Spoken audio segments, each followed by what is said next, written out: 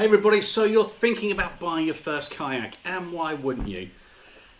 First thing you got to learn, you've got to call me yak apparently. Who knew? But hey, I want to be a yak guy. I'm in Langston Harbour, and this is the view I've got.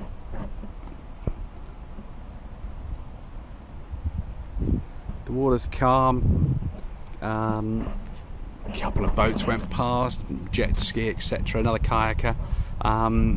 I absolutely bloody love it. It's a way of getting away from it all.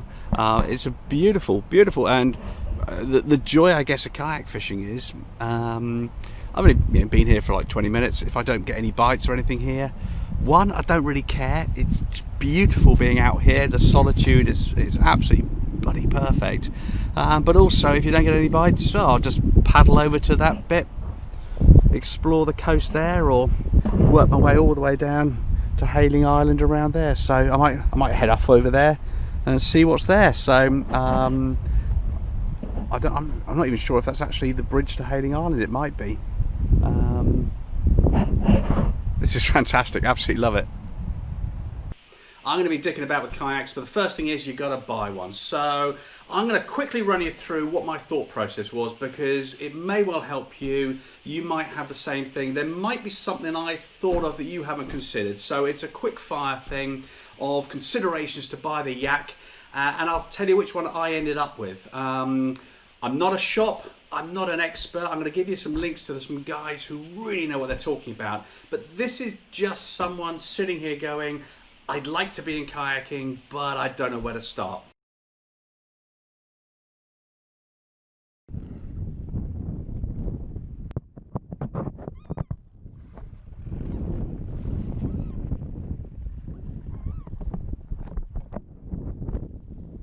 Mate, if you were trying to pull her, you have failed miserably. Number one, what type of fishing are you going to be doing? Or what sort of water are you going to be on? I was thinking mostly lake and river, but then again I'd quite like to be on the sea. Now, at the point you use the word sea kayaking, the conventional wisdom from shops, from forums, is that your boat, let's call it a boat, yak boat, has to be a minimum of 12 foot. And I think that's because of stability. Now, having bought my yak, being out on the sea, I think that's a great call. So this is quite beautiful, Chichester Harbour, but actually the waves are quite high. It's a bit disconcerting.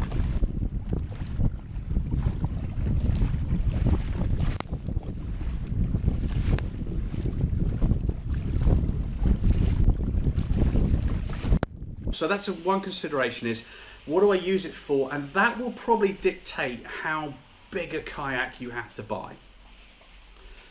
Two things I didn't consider, and I've got away with because I've lucked out.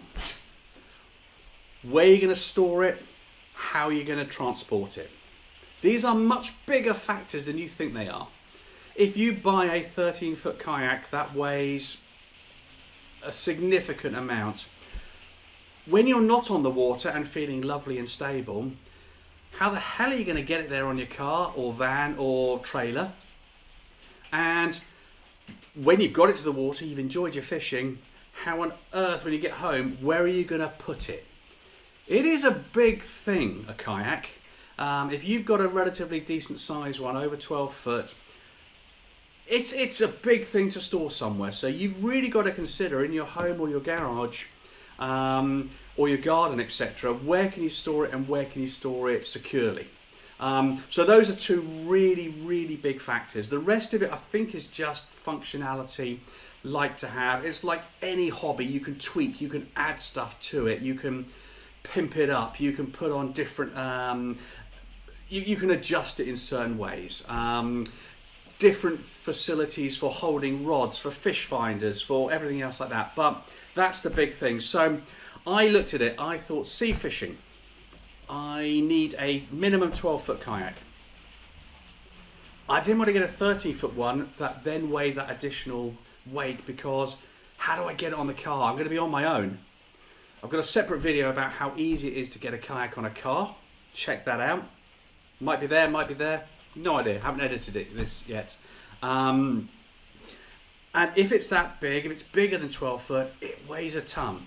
So you've got a manoeuvrability. And then also, where do I keep it? Now I put a hoist up in my carport to lift it out of the way. And I'm very lucky. I've got a garden that's big enough for me to wheel it into the garden and secure it. So those are big factors you might not consider when you go in a shop and say, hey, I'd like to buy that kayak. Getting it at home and keeping it at home. So which kayak did I end up buying? Well, I went for the Fun Kayaks Fishing Pro 12. This is also, I think it's been renamed the Enigma Fishing Pro 12. I think mainly because actually calling it a Fun Kayaks makes it seem more like a hobby thing than a serious thing, and actually it's a relatively serious kayak. So I suspect it looks, the new one that's called the Enigma looks exactly the same, but the one I bought was the Fun Kayaks Fishing Pro 12 because it's 12 foot. It weighs, what, 31 kilograms. I'm going to put the spec up here, etc. So that was the balance for me of the stability. It came with a rudder, but was still a manageable size and weight. So let's go and have a look around it, and I'll give you a quick show around it, and you can judge for yourself whether it's got the features that you might like. So guys, this is it. This is the Fun Kayaks, or Enigma Kayaks, depending on who you're buying it from. Fishing Pro 12. Let's have a quick look, and I'll show you a few of the features. Of particular interest is this rudder, and this was fantastic out on the ocean. Apologies for the dodgy camera work. So to activate it, that stays down there, and what you have this toggle here. So when you pull the toggle, I actually don't. That goes down, and then what you do is you put the cable there, so that then locks it in place. So you tap that out of the way, your kayak is there. You can then use these pedals to make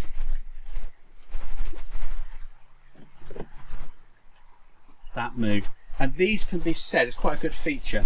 Actually, it's not a good feature. It's very clever that you can lift that up and you can move these to fit the length of your leg, so it's comfortable, but that moves far too easily. So I'm thinking about putting something, because when you're out and you're in the sea, if that flips up because you catch it with your trouser leg, suddenly your foot, that's the place you want, and it's slid down there, and it's, you know, it's slid down to that area. So that needs something to block it in there to stop that doing it automatically. But that is fantastic. That is absolutely superb. The fact that you can move the rudder simply like that. Very, very impressed with that. And then when you finish using it, that's locked in there. You literally lock it out, and then when you let go, the kayak returns there. You can then tuck that away, but for transporting, or if you're about to beach your kayak to get off, that's out of the way, you're not going to damage it. It has a really quite a big area here for you to put the crate in with the extra rod holders, or for bait, whatever it is in there. That's a really generous size. It has two rod holders here, which generally I only use, I suppose you could use for trawling, but trolling rather, but actually that's quite good for when you're transporting it. The seat is a relatively standard kayak seat. It's quite interesting. The American ones tend to have, you see these fittings here and here. I think that's for the aluminium frame seats that the Americans have now, or I've seen it on American kayaks. I think those would be much more comfortable, but you've got a much higher seating position. So if you're in a rough sea, actually, I think that higher point would actually be a little bit disconcerting. But so this is the kayak. As we move down, you've got the center console. Now the center console, at first look, you think that's very cool. You think, do you know what? If you've got attachments such as your rods, put your rod in there. Maybe you're as stupid as me and you want to film yourself doing stuff. Do you know what? You've got these fitted start ports for putting your attachments in there. That looks kind of cool. You've even got a cup holder in here. You've got a thing to measure the fish. But this system of it being completely open and just on these is absolutely hopeless, because if you've got a reach to undo both when you're at sea, especially if you've got a rod in there already, you can't lever it. It just, the whole thing comes off. It is so unwieldy. It's so, the fact that the whole thing comes off means if you've got any weight and rod there, you're all over the shop. And maybe you're doing this with one hand, etc. You know, often. So it's a very generous console. The concept of this is very good. The idea is very good.